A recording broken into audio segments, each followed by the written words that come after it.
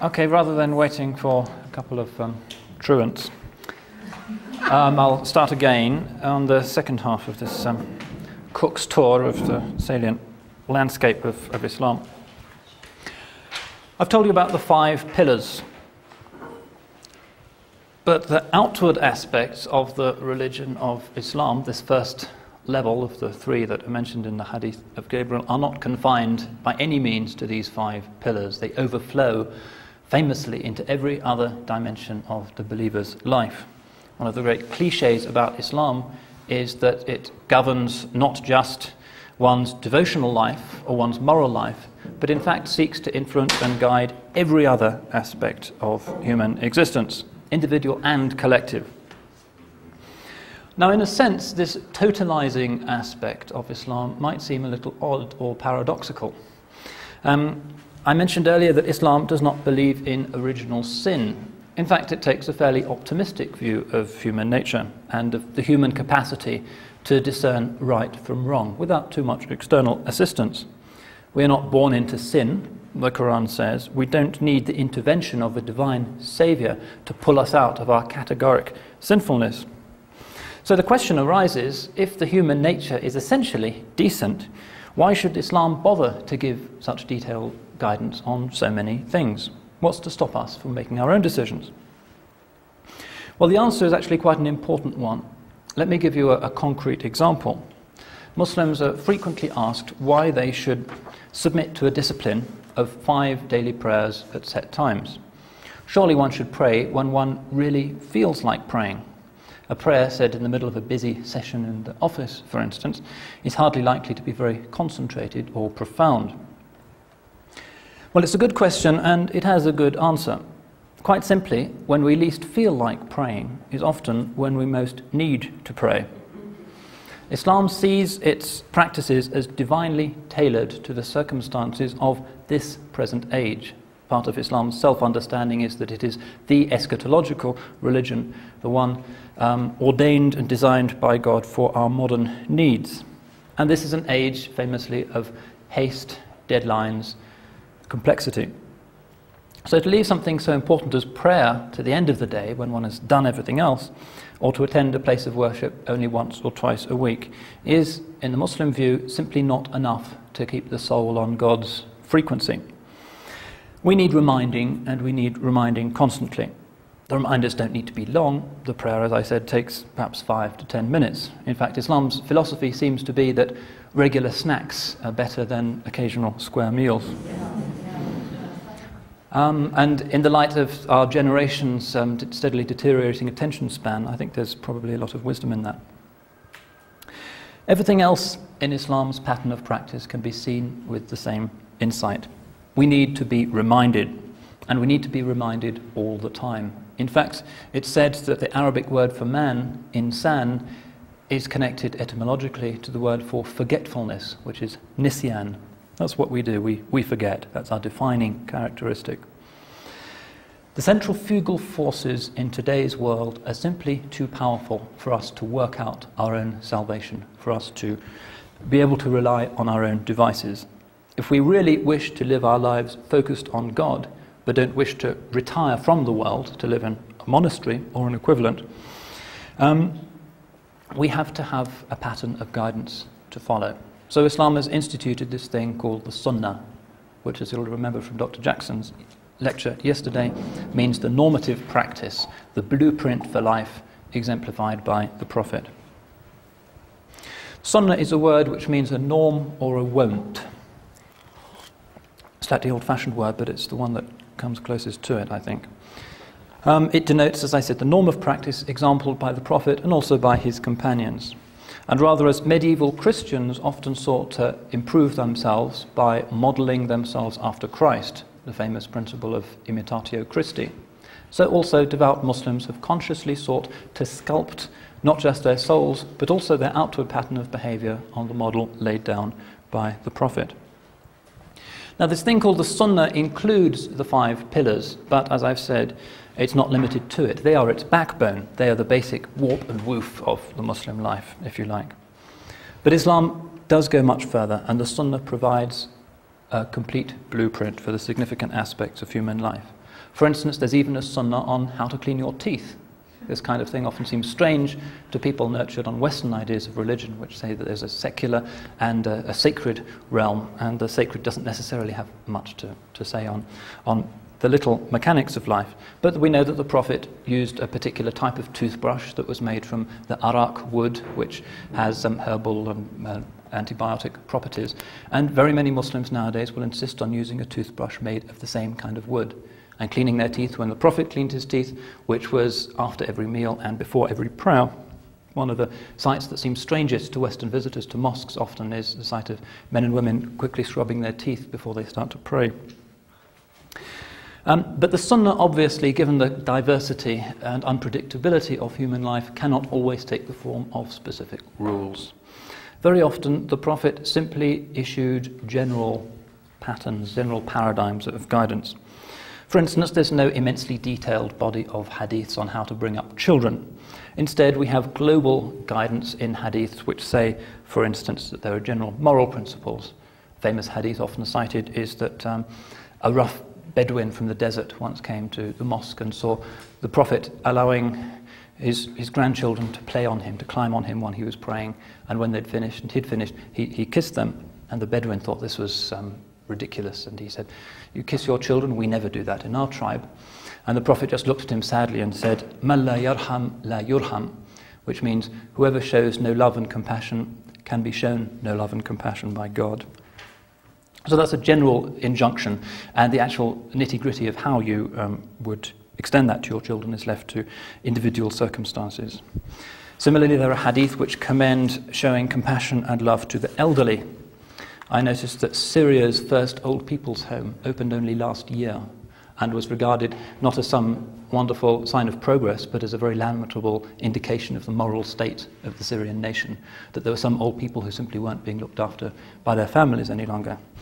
I've seen this in my wife's family, because my father-in-law has Alzheimer's disease quite badly, and in most English families he would have been hospitalized long ago because he simply cannot care for himself in any way. He can't get out of bed and so forth. But the extended family has risen to the occasion and regards it as a point of honor that the head of the family should be looked after, taken to the bathroom and so forth, fed for the rest of his days.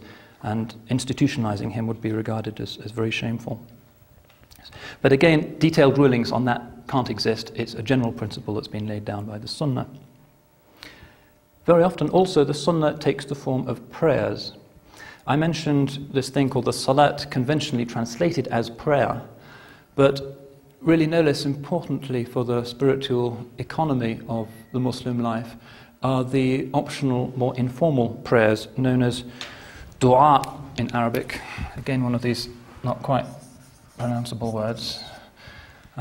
Dua means prayer more in the Western sense, i.e. a petitional, improvised prayer for your own circumstances, for your family's health, etc. The usual things people pray for. Sometimes people will make up their own prayers to suit the moment. Very often they will use prayers that have been handed down from the Prophet or from his companions or from some of the great saints of the past. And I've included, I think, 3 or 4 of them in the handout, just so you can get a brief insight into the kind of prayers that the Prophet gave us. There are some prayers which one can say at specific occasions, and again it's part of Islam's concern to sanctify every aspect of human life, that there are often prayers from the Prophet for even quite trivial things. For instance, if you drink a glass of milk, the Prophet, we know, said, "O Lord, bless us in this and grant us an increase in it," as you drink a glass of milk. And so you'll see pious Muslims whispering this as they raise a glass of milk to their lips. Now, there are prayers for all kinds of circumstances. There are even prayers to be said while having sex, for instance. So the Sunnah is often stereotyped as some kind of formalistic grid that reins people in, that imposes a straitjacket which cramps the human life. But in fact, large areas of human life are subject only to general global injunctions and are not laid down in detail. It is overwhelmingly a voluntary mechanism. The 5 pillars are obligations. Most of these other things are simply optional. And optional in the formal axiology of Islamic law means something that you are rewarded for doing, not punished for not doing.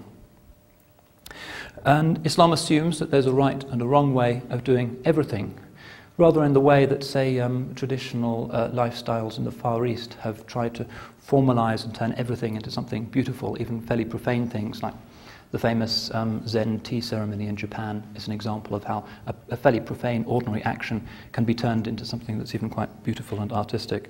And Islam tries to do this, to celebrate the potential nobility of human life.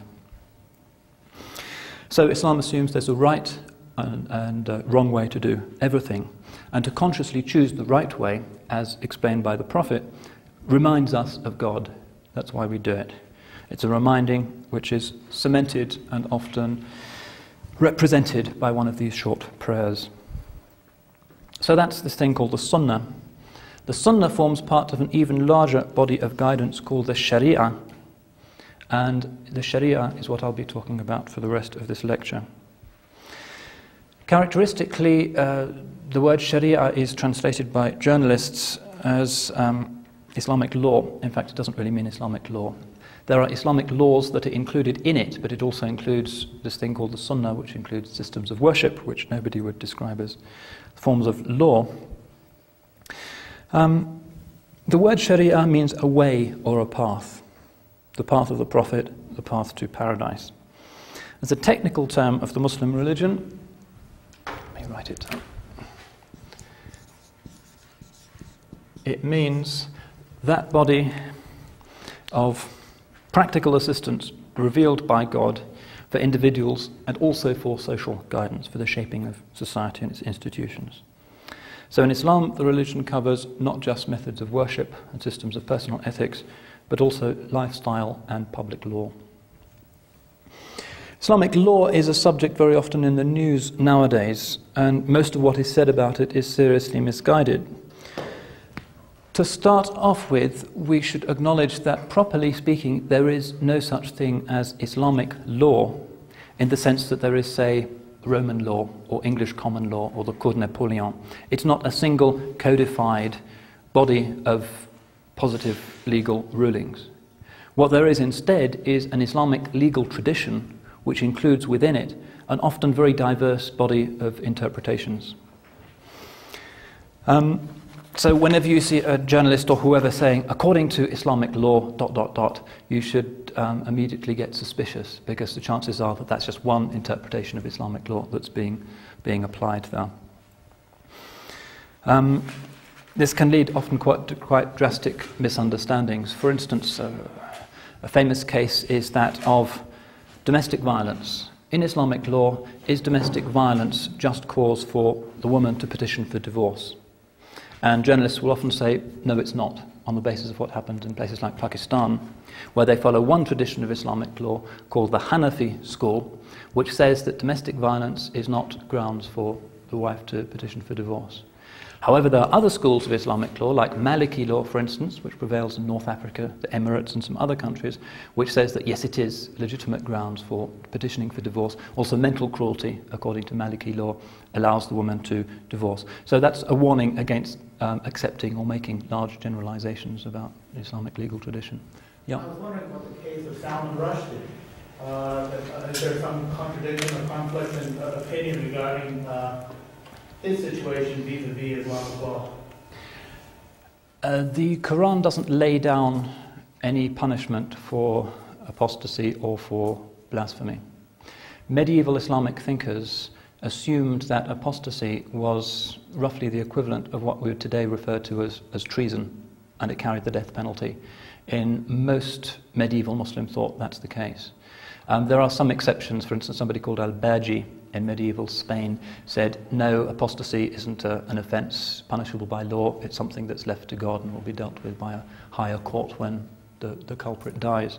So as usual, there is a diversity of voices. The anger of the Muslim response reflected largely insecurities about the integrity of the community and the fact that somebody from the community was now insulting it, adding his voice to the chorus of denunciations that were already being poured on Muslim values and the Muslim life from outside the faith, made people very insecure and worried, and that, I think, accounts for the nature of the vehemence. But a lot of Muslim authorities never accepted, say, Khomeini's death penalty. I remember when, at the height of the affair, and in England it was a lot sharper and more worrying than I'm sure it was in the States. I actually telephoned the highest Sunni legal authority, which is the Al-Azhar University in Cairo, where I have contacts. Spoke to the deputy head and said, what's the Azhar's position? And they said, weeks ago we issued a fatwa saying that Salman Rushdie should not be sentenced to death, and Sunni Muslims distance themselves from the fatwa and so forth. So I noted this down and contacted one of the daily newspapers in England and said, well, why don't you report the fact that most Muslim authorities, as exemplified by the Azhar, don't support this, instead of saying, according to Islamic law, ... And they thought this was a very strange story and they couldn't fit it in at all, and it was neglected. But in England at the time, we had a lot of angry sermons about Salman Rushdie, but I never heard any that upheld the Khomeini position. But to read the newspapers, you'd assume that all Muslims were determined to cut his throat. It was a very tense time. But it's an illustration of the diversity that exists, and also the fact that people can use Islamic law as a justification for their own political purposes, which is basically what Khomeini was doing. The credibility of the revolution had declined after 9 years, and in order to put himself in the center stage again, he hit on this issue. So Islamic law is a diverse and complex thing. It's also a dynamic thing. It is not a static system of law. It does have mechanisms for adapting to changed circumstances. These mechanisms lumped together under the general heading of ijtihad, which means the independent exercise of reason to amend the law or to arrive at a law where none hitherto existed. The broad parameters are still those of the Quran and the Hadith, but very often the Muslims found that circumstances arose in their lives which simply weren't covered by the Quran and the Hadith, particularly as the Muslims burst out of Arabia and came face to face with much more complex, advanced, sophisticated civilizations, legal, financial traditions and so forth, on which there seemed to be no clear guidance. This principle of ijtihad had to come up, and if I get any time I'll give you a few examples of how that mechanism works nowadays. I want to make the point that there is an image of Islam as being essentially a legalistic faith, that law is at the center of Muslim concerns. Well, if we look at the Quran's concerns, we find that only about 500 of its 6,000 odd verses are to do with rules and regulations. It's a good way of attacking that stereotype. That's the Quran's sense of proportion. The rest of the Quran is made up of statements about the divine nature, God's intervention in history, stories of the earlier prophets, spiritual lessons, and so forth. In fact, it's acknowledged that the implementable legislative verses of the Quran number no more than about 80. Clearly not enough to regulate a society.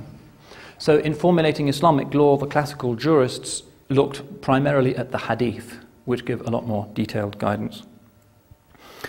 The Hadith has the function of laying down principles of substantive law in areas where the Quran is often completely silent. For instance, the zakat. The Quran says, pay the zakat to the poor. How we actually do that, the percentage of our wealth that gets dished out, is only set down in the Hadith. Sometimes we find that the Hadith was necessary in order to render operative Quranic prescriptions that seem to leave some questions unanswered. For instance, Islamic inheritance law, an important aspect of traditional Muslim life. In the West, one's estate is dished out by testamentary disposition. You write a will saying, I give half of my wealth to my daughter or to the Battersea Dogs Home or whatever, and you have the absolute right to do that. The Quran, however, allows you the right to dispose of only 1/3 of your estate, and the other 2/3 have to be dished out according to certain set proportions. A certain percentage goes to your wife if you predecease her, a certain proportion to children and so forth. It's quite a complicated science. Nowadays there are computer programs that work it out. Now the Quran only says that some of a deceased person's assets could be distributed by testamentary disposition, i.e. by making a will. But it doesn't say what proportion. The actual key figure of 1/3 is only to be found in the Hadith. So the Quranic verse on its own is inoperative. It needs the Hadith to put it into effect in society. Now there are a lot of other sources of Islamic law, and Islamic civilization developed a very original often very brilliant legal tradition, system of jurisprudence. The two basic sources of Islamic law are the Quran and the Hadith, but there are others. I'll mention just the two most important. Firstly, there is something called ijma'. Ijma' means consensus. The idea is almost a democratic principle, that if you can't find a clear ruling in the Quran or the Hadith, you look at what the majority of Muslims consider to be morally correct in that situation. And that conclusion has the force of law. It's increasingly important nowadays with improved communications. We can actually know what the majority of Muslims are thinking about a given subject. In the medieval ages, it was largely a theoretical principle. The fourth one is qiyas, which is analogy, quite a technical area of jurisprudence. If you can't find detailed guidance for a legal problem in the Quran or the Hadith, or nothing forthcoming immediately in the ijma', then you can derive God's law by a process of analogy with an existing law. And again, I won't go into that into great detail. And there are other sources of law. For instance, maslahah, public interest, that which is in the public interest as understood and defined by the jurists, is also considered to be one of the sources of Islamic law. There's also recognition accorded to customary law, i.e. traditions, practices, conventions which are normal in society and do not contradict any of the other scriptural sources of Islamic law, are also regarded as being normative. So for instance, if a girl complains that she is not being given enough dowry, remember in Islamic law the girl gets the dowry, not the husband, that's the deal. If she says she's not getting enough and it goes to the court, then the judge will base his decision on what is normal in that particular society, on what is customary law, and will rule on that basis.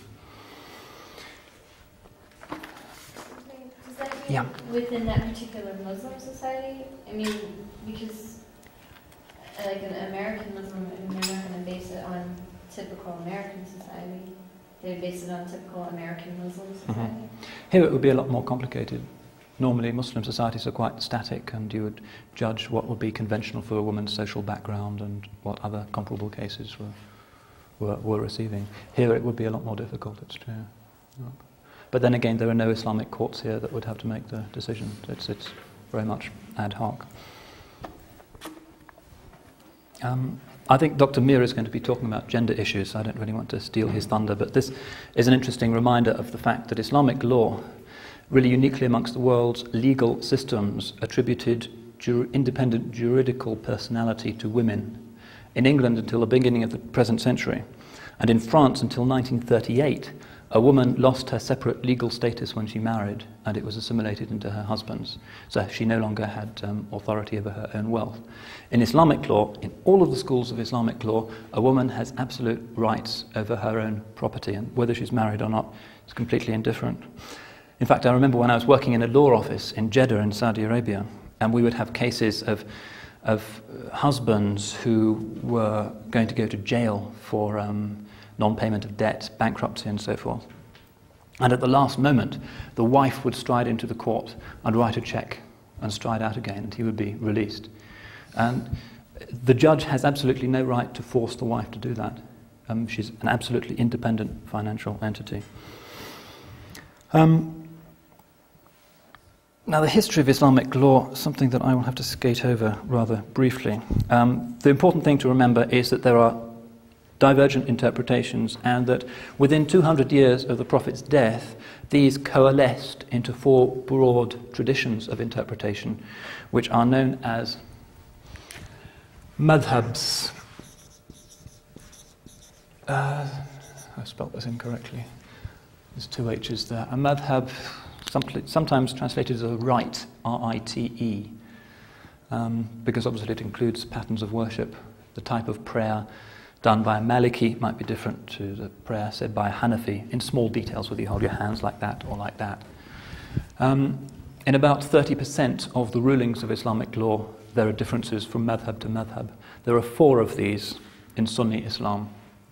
And all four of these exist today, and they prevail in different countries. I'm not sure it's necessary for me to go into great detail there, except to say that in North Africa, for instance, the Maliki madhab prevails.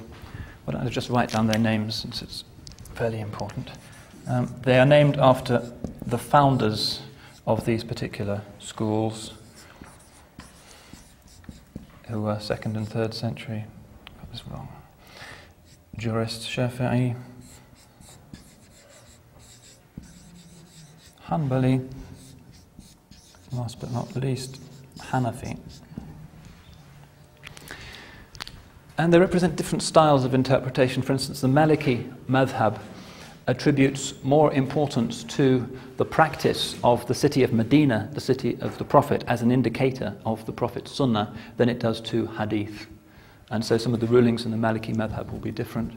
The Shafi'is and the Hanbalis emphasize very much a literal adherence to the hadith, even if a hadith has been transmitted only by one person. The Hanafis use reason and also the consensus of the early Iraqi jurists more than do the other schools. But as I said, only 30% of the rulings differ between them. All are considered to be equally authoritative and legitimate. They're not sects. They don't differ in doctrine. They differ just in the little details of practice. They differ in terms of the number of their adherents. The Hanbalis are very few. There's probably only about 5 or 6 million nowadays. It's the official madhab of Saudi Arabia. There are some in Syria as well. The Malikis prevail in North Africa and West Africa. Nigeria is largely Maliki. Shafi'is are in Egypt, Syria, Uzbekistan, and Malaysia and Indonesia. And the Hanafis, who are the most numerous, perhaps 60% of all Muslims are Hanafis, prevail overwhelmingly in the subcontinent and in Turkey. And Bosnia is also Hanafi. So those are the 4 madhabs that are considered normative in Sunni Islam. And I want to use this as an opportunity to talk a little bit about sectarian divisions. In Islam, sects originated over disputes over political succession and over points of law, and doctrinal differences only crept in much later. Sunni Islam, made up of these 4 rites, accounts today and in most periods of Muslim history for around about 90% of all Muslims. So Islam has been comparatively lucky in not being too divided by schism. 90% of Muslims are Sunnis. There is a small sect which originated right at the beginning of Islam called the Kharijites, to whom you will occasionally see allusions. Nowadays, there's only perhaps 500,000 of them left. Kharijites. A few villages in Algeria, and Oman is officially a Kharijite country. These are rigorists who originated for political reasons because they refused to accept the authority of the 4th Caliph, Ali. They thought he wasn't pious enough, so they withdrew from him. In practice, you're very unlikely ever to meet any. Much more successful were the other great schismatic group in Islam, the Shia. That's the plural, the name of the denomination, a singular, one individual person from the Shia is called a Shi'i with an I at the end, sometimes partially anglicised to Shiites. Famous because the Shia are the prevailing denomination in Iran. They also account for about half of the population of Iraq, maybe a third of the population of Pakistan, the majority of the population of Azerbaijan. Those are the 4 places really where you'll find Shia. In the West, they're not particularly numerous. They have a few mosques in the United States and a handful of mosques in England, but they don't have an extensive diaspora. The point of dispute between the Shia and the Sunnis, again, is not basically doctrinal. It is to do with questions of legitimate succession to the Prophet. The Shia believe that Ali, the Prophet's son-in-law, should have succeeded him as temporal ruler of the Muslims following the Prophet's death. So we get this name Shia, which means the faction. The Shi'at Ali are the faction of Ali, the upholders of Ali's legitimate caliphate, i.e. succession to the Prophet. The Sunnis say, no, we believe that Abu Bakr, the Prophet's close friend and companion, was the legitimate first ruler, and he indeed became the first ruler. So, as you can see, it's not primarily a denominational split, it's to do with early politics. But, as is quite frequent in the history of religions, an originally political split acquired a doctrinal colouring over time, and the Shia do have certain beliefs that are distinct from the beliefs of Sunni Muslims, most conspicuously in their concept of the source of authority in religion. As I mentioned, Sunni Muslims accept the Quran, the Hadith, and a few other things like this ijma' and qiyas as the sources of religious authority. The Shia say, no, we accept the Quran and we'll accept some of the Hadith as a secondary authority, but we're really more interested in the interpretations of the law as delivered by the Prophet's descendants through his daughter Fatima, who married the Caliph Ali. And so sometime in the 2nd or 3rd century of Islam, we find appearing a theory of infallibility. 12 imams, descendants of the Prophet, who were regarded as infallible, rather in the sense of contemporary papal infallibility, if you like, that their every utterance and form of behavior was guided by God and hence formed part of the Sunnah, was an authoritative source of law and doctrine. And this is the point at which the Shia depart doctrinally from Sunni Muslims. Sunni Muslims accept the Quran, the Hadith, and these lesser sources. The Shia accept the Quran and the utterances of the 12 Imams. The 12th Imam, a certain Muhammad al-Mahdi, disappeared. He went into a state of occultation. Again, one of these slightly uncomfortable Orientalist translations of the Arabic word ghaiba, which means disappearance. He just vanished. And according to mainstream Shia belief, he didn't die. He merely was occulted, entered the hidden realm, and he will appear as the eschatological savior of the Shia and of the Muslim world at the end of time. He will be the Mahdi, the divinely guided savior. And the mainstream Shia belief is that the hidden Imam, who is in the state of occultation, is in mystic communication with the appointed hierarchical leadership of the Shia Muslims. I mentioned that Sunni Islam doesn't have a hierarchy, doesn't like hierarchies, it's against the mentality. Shia Islam is more Christian in a sense, in as much as it has this idea of an ultimately infallible hierarchy inspired by God that mediates authority. Christianity's case, the church being the bride of Christ. In the case of the Shia, the hidden Imam being the sort of quasi-divine figure who inspires the living representatives of the denomination with infallible guidance. Also, the emphasis on the idea of a saviour at the end of time, much more important for the Shia than for the Sunnis, suggests that there's a parallel between Shiism and Christianity, which is perhaps interesting. The 12 Shia, those who accept these 12 Imams, account for the great majority of the Shia. There's also a smaller denomination called the Ismailis. They're called Ismailis because they follow the elder son of the 7th Imam Ja'far as-Sadiq, the 6th Imam Ja'far as-Sadiq, and his descendants, which the 12 Shia don't. And they don't accept there are 12 Imams. They say that the succession of Imams continues to the present day. And the main Ismaili denomination now recognizes the Aga Khan as the present Imam. He is the divinely inspired, immaculate leader. You've heard of the Aga Khan, presumably? Yeah?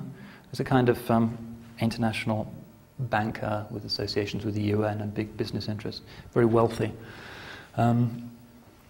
There's perhaps 3 or 4 million Ismaili Muslims in the world today, mainly in fairly remote places. There are quite a few amongst the Asian community of Kenya. You'll find quite a few in rural areas of India. You'll find them in Badakhshan, in northern Afghanistan, and so forth, and quite an extensive diaspora in the West. So that's the sectarian situation. As you'll see, it's complex, but not so complex as it is, say, in Christianity, for reasons that scholarship is not entirely clear about, despite the absence of a hierarchical organization that can define and, if necessary, impose an orthodoxy. Islam has been less subject to schism than has Christianity. So that the practices and beliefs taught and followed in a little mosque in Senegal, in West Africa, really do not differ from those that you'll find in a mosque in Sumatra, at the other end of the Muslim world, despite the absence of a hierarchy to hold the show together.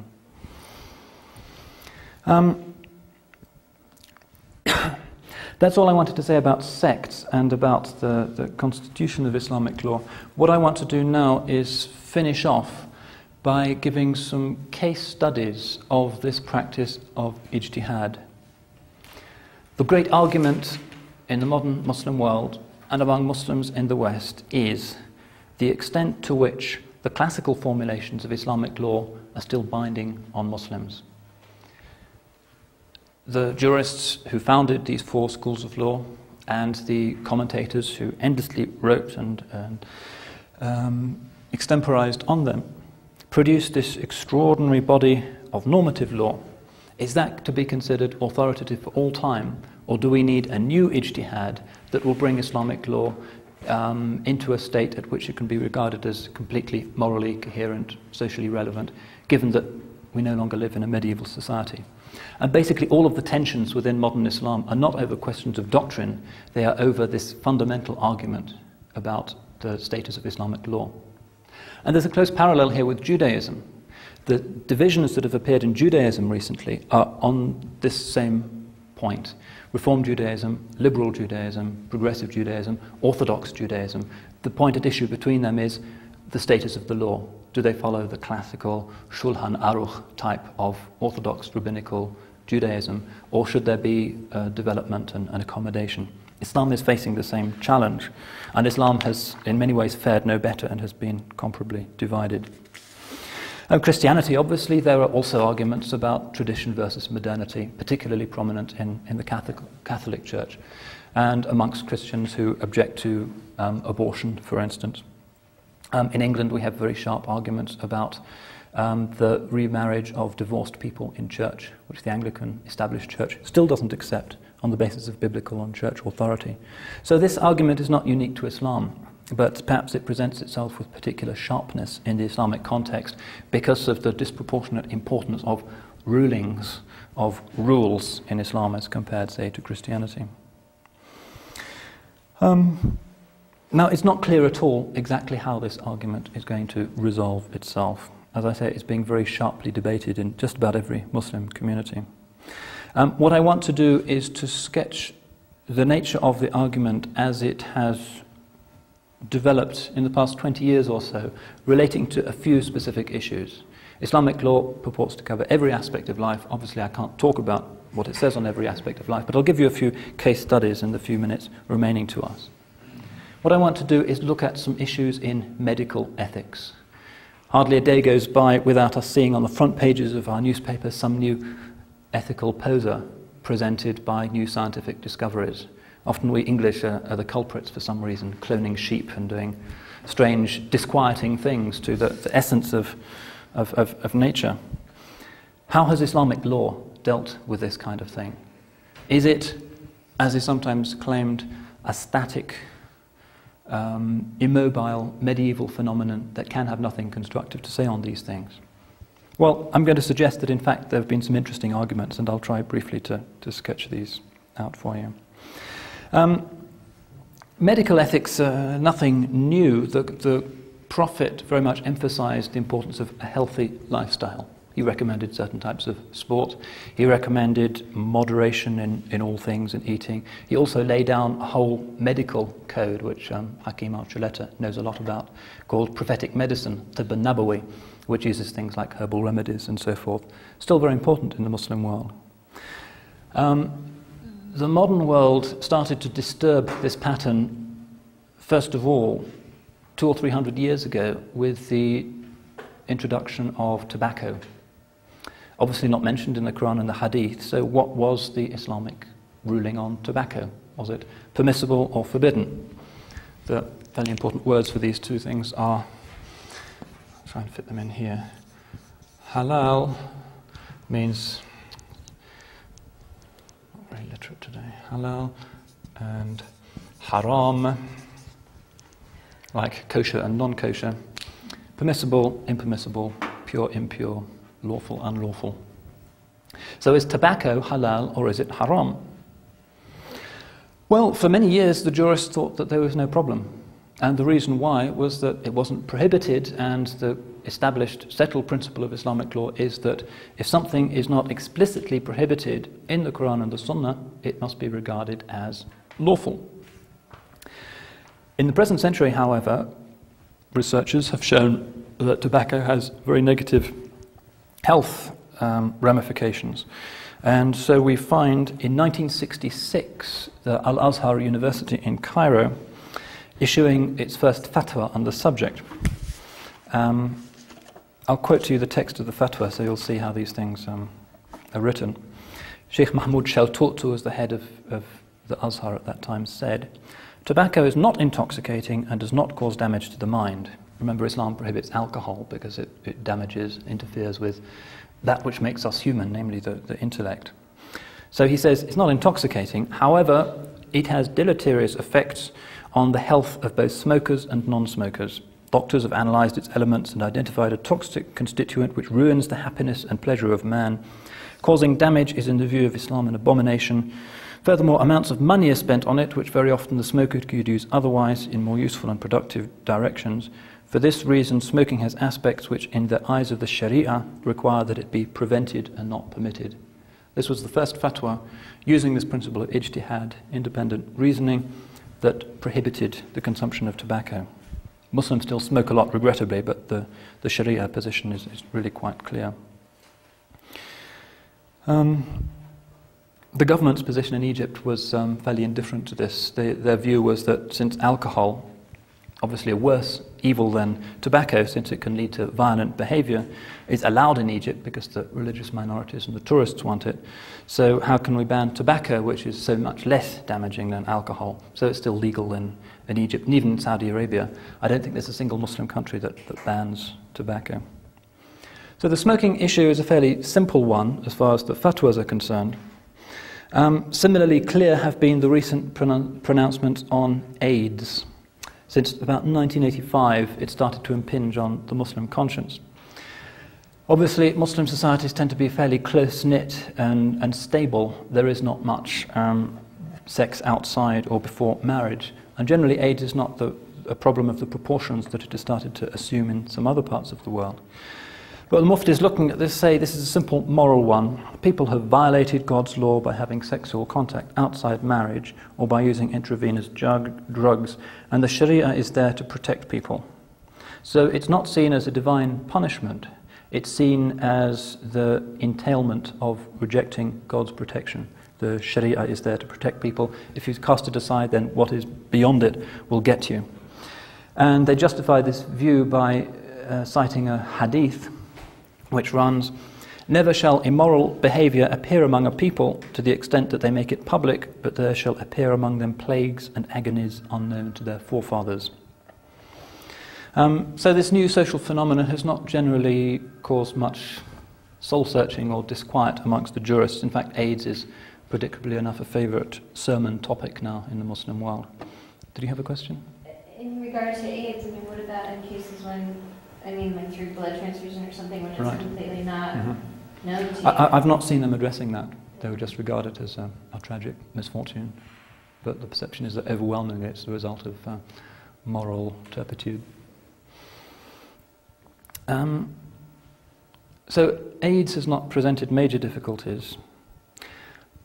Rather more sharp and perhaps more interesting has been the debate over abortion. A debate which has cropped up particularly in recent years and came to the fore at the 1994 UN Population Conference, which was held in Cairo. How has the Sharia coped with the question of abortion? Obviously, it's more or less as old as the human species itself. Nowadays, it presents itself in a new and rather intensified form. There's a lot of pressure on many societies and families to control birth rates. Also, medical procedures have made it a lot safer than it was in the past, when the operation was often almost as dangerous to the mother as it was to the fetus. Medieval Islamic law discusses abortion in some detail. All of the madhabs agreed that a fetus with a soul had exactly the same rights as any other human being, so that in Islamic law, a miscarried fetus with a soul has to be given a name, and it has to have the full funeral prayer over it, and it has to be given a normal Muslim burial in a proper graveyard. The question was, what defines an ensouled human being? And most of the jurists held that the moment of ensoulment, nafh ruh, which is the Quranic term, the breathing in of the spirit, when God breathes the soul into the child, takes place in the 16th week of pregnancy. And the usual proof text here is a hadith that runs, "Each one of you has his creation gathered in his mother's womb for 40 days. Then he becomes a clot for a like period. Then he becomes a piece of flesh.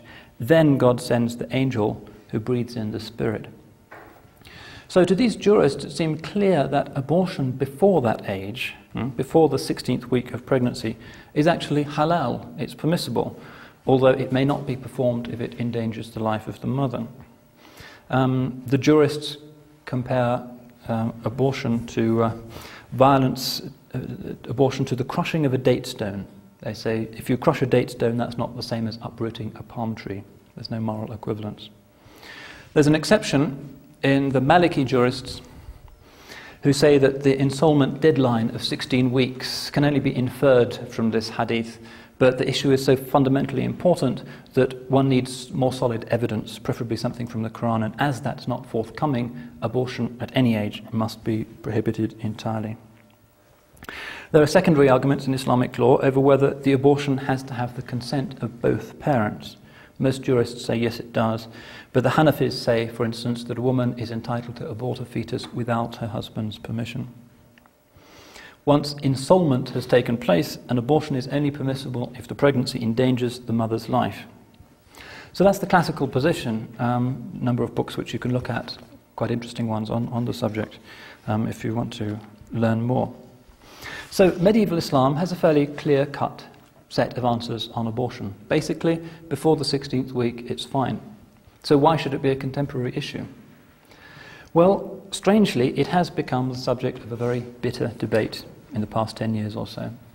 Interestingly, we find some ulama challenging the medieval tolerance of it and proposing its complete or almost complete prohibition. So at this UN conference in 1994 in Cairo, we saw the spectacle of the Vatican delegation working with many Muslim scholars in order to insert key clauses in the final declaration in order to safeguard, as they put it, the life of the unborn child. So it's strange that the classical position seems to have been overturned. What's happened is that although the classical arguments are still respected, the ulama are arguing. Did I tell you what ulama means? Probably not. Ulama means scholars, those who know, experts in law and doctrine. So the ulama say, yes, we accept and respect the classical arguments. However, times have changed. There is a danger that the easy availability of abortion will lead to Western-style promiscuity. There's also a suspicion that the Western countries are anxious at what they see as the Muslim baby boom and are supporting abortion in Muslim countries as part of a kind of conspiracy against the Muslim world. So interestingly enough, we find that in most Muslim countries abortion is actually forbidden, and the anti-abortion legislation brought into places like Egypt by the former colonial powers ignore Islamic law on this respect. In this respect, in Egypt, abortion is actually illegal, except in a few exceptions like rape or risks to the mother's health. A number of other things I had to say about abortion. Perhaps I'll skate over those. Let me talk a bit about contraception. Another classic argument in medical ethics. Again, the medieval scholars generally tolerated contraceptive methods, although they frowned on abortifacients, i.e. those methods that work by displacing a fertilized egg. They said that they weren't forbidden, but it's distasteful to use such methods.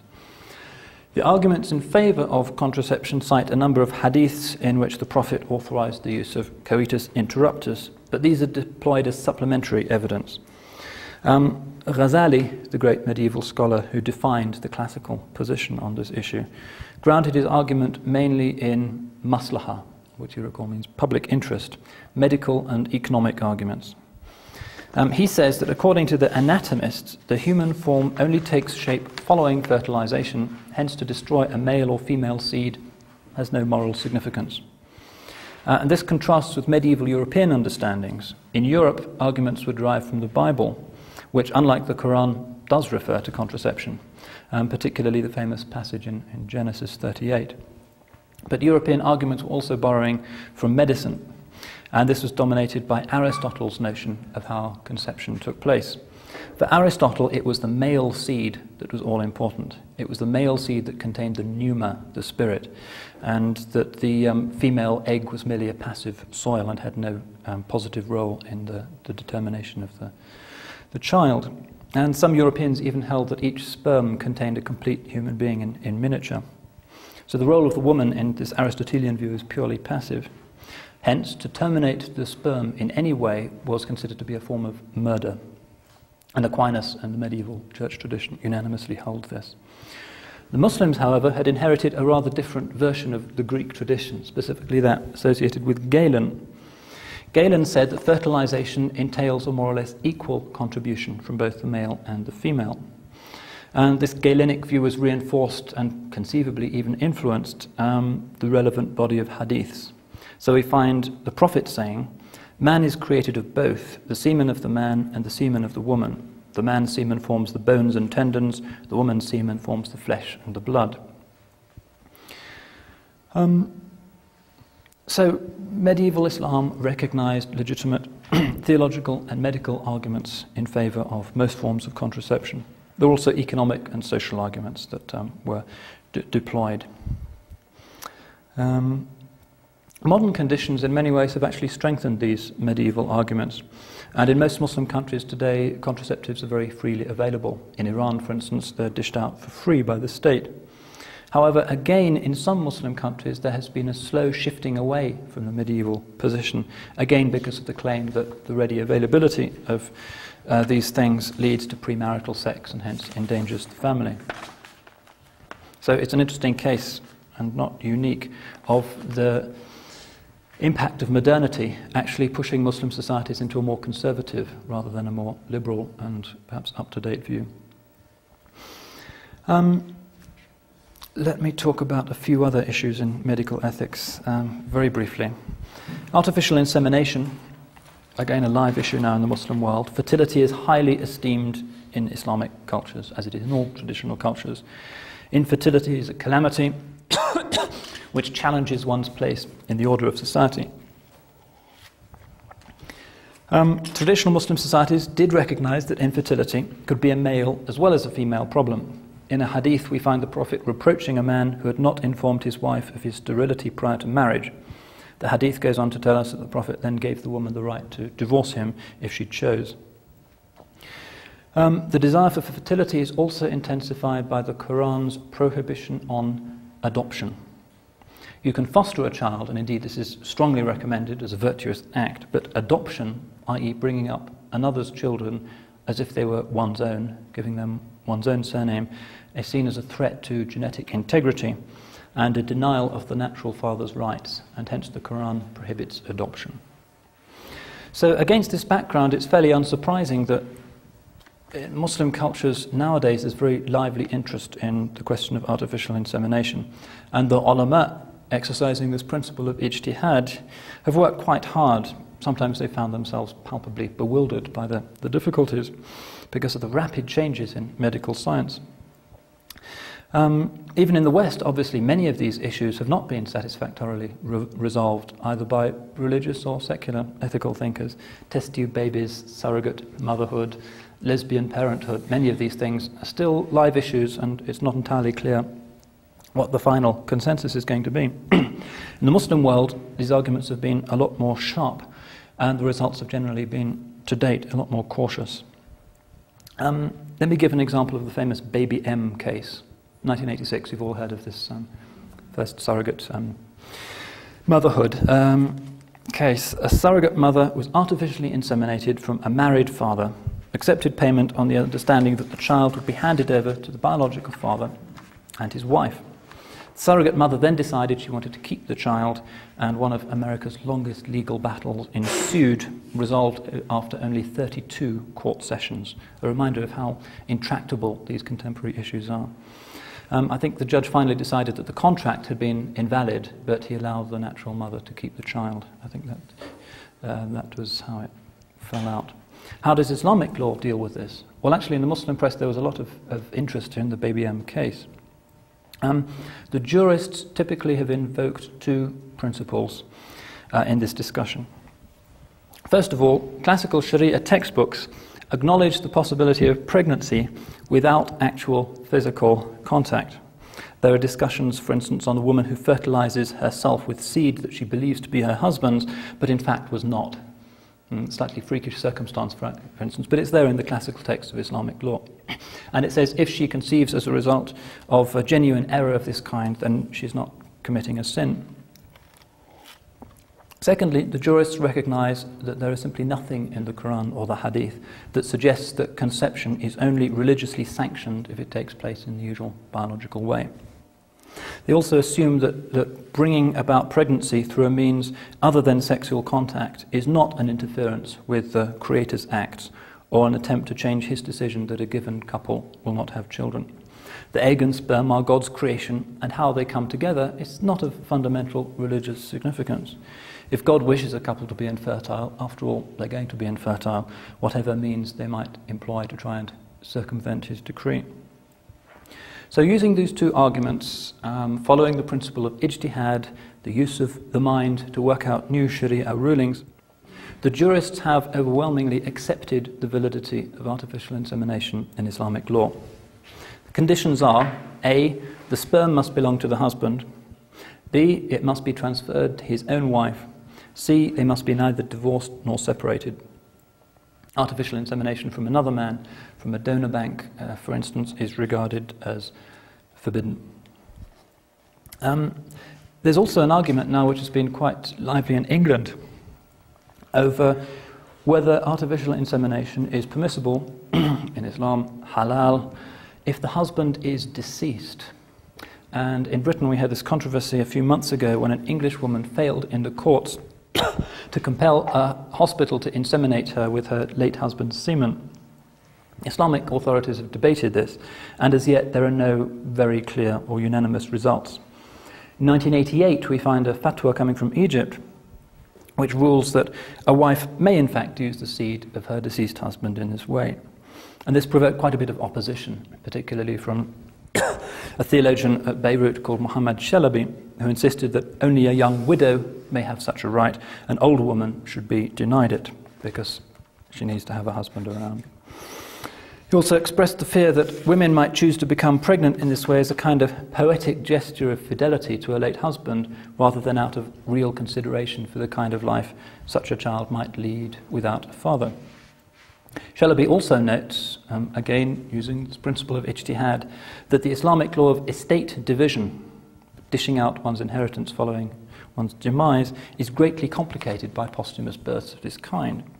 If a child is born 10 years after his father's death, he was going to be denied any inheritance because the inheritance has already been distributed. So one of his fundamental rights is being denied. So Shalabi concludes that posthumous insemination is haram, religiously unlawful. This is not an official fatwa from an accredited institution. Nonetheless, this view has now gained wide currency, and as yet it's simply impossible to predict where the consensus, the ijma', is going to lie. I think that we are scheduled to end at 12, and I've already outstayed my welcome. There are a number of other issues that I thought I might bring up relating to medical ethics, questions of genetic engineering, for instance.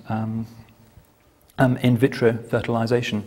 But hopefully what I have discussed briefly is sufficient to show not just the interesting arguments that are taking place over these contemporary issues, but also to remind us that Islamic law is not a static, fixed, closed, medieval corpus of rulings, but is something that does have a demonstrable capacity through consensus and debate and argument to provide morally coherent but still Quranically sensitive guidance for contemporary issues undreamed of by the medievals. That essentially is all I wanted to say for today's lecture. Tomorrow I'll be holding forth on the other two dimensions of Islam mentioned in the hadith of Gabriel. Iman, namely faith, what Muslims believe, that is Muslim theology, and then the highest degree of ihsan, spiritual excellence, which includes the spiritual life, mysticism, some aspects of Islamic sacred art. Anyway, we have no time for questions whatsoever, which is probably just as well. I can escape your interrogations, but no doubt there'll be opportunities over lunch.